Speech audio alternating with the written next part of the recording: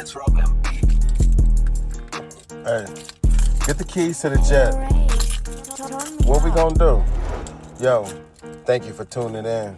It's your boy Crypto Daddy, and I wanna say, please buy this, buy XRP next, buy Bitcoin. You can buy, I don't give a damn.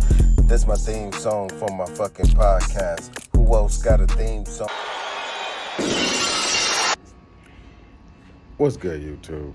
It's your boy, Crypto Daddy, bringing you some crypto news from a crypto maniac's point of view. Today's the last day of May, and we are technically 6 months into the year, depending on if you're watching this on the East Coast. And Bitcoin has been trading at 104,000. But the part that is a tripper and a killer to me is every time that there's a Bitcoin conference, the Bitcoin price goes up and down. And if you're a true investor, you realize the money is made in waiting. It's not made in buying. You buy it and you wait later.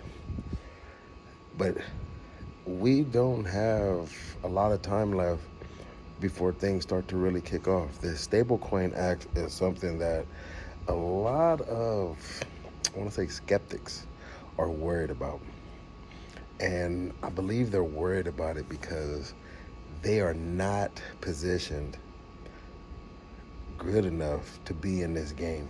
Right now, they are not positioned to be making the profits that they want to make.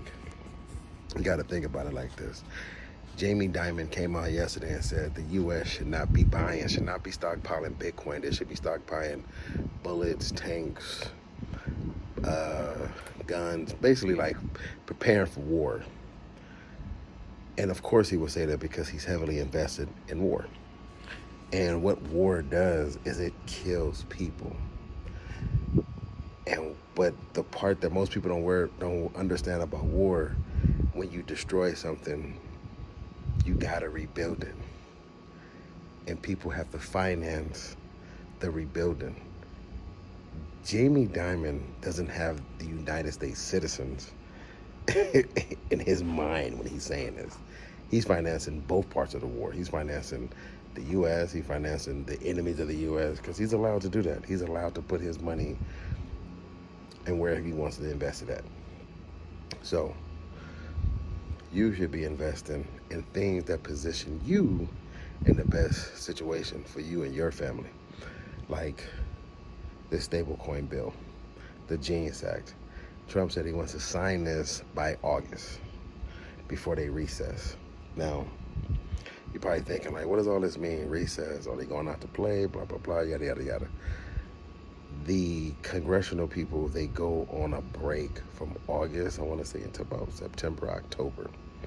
And then they come back. So they basically go on vacation. I think it's like a 4-week vacation. I could be wrong. Don't at me. But anyway, he wants to sign his bill before the congressional people go on they break. So if he signs this into law, this basically means like people can start taking their money out of banks and putting it into a stable coin, a digital dollar. Your money's already low-key digital, but it's not like technically on the blockchain. Trump has his own stable coin. Bank of America don't have a stable coin. JP Morgan don't have a stable coin. Wells Fargo don't have a stable coin. So there's a lot of companies that don't have stable coins. These companies don't have stable coins, which means you are ahead of them, which means the wealth transfer is getting there. Scary part is a lot of people's gonna be left behind. If you're watching this video, you won't be left behind. If you see what happened with Coinbase, that hack that happened to be in the month of May, beginning of the month or whatever, names being out here, addresses, all this other stuff. If all your money is digital and on a blockchain and not on your phone or whatever, it's on a ledger, it's safer than being in a bank because they can't hack the blockchain. The stablecoin bill is the most important bill for crypto. I personally don't really care for bills. I think like when they start creating these laws, that means they start to create barriers. Like, hey, you know what? We making cars. Okay, well, we making rules to the road. If you making rules to the road, that means you need police officers to police the roads, which means now if they making all these stablecoin act bills, that means they could tell you what stable coins are legal. Which means if you like, you know what, I want to use Crypto Daddy's stable coin, they're like, nope, not legal. He's not allowed to use it. The same way that, hey, you can't use this exchange. Once they start making regulations, just means laws and regulations, meaning parameters. They putting these parameters in place to keep you in check. And even though you think you free in America, if you so free, why can't you use KuCoin? Why can't you use Binance? Why they have to make a Binance US? They have to make all of that to keep you in check, to make sure that you don't get too big for your britches. Stablecoin Acts is coming out. You guys look for that. The market is down, but it's not out. I'm telling you guys, it's getting close. Continue to be patient. Keep watching.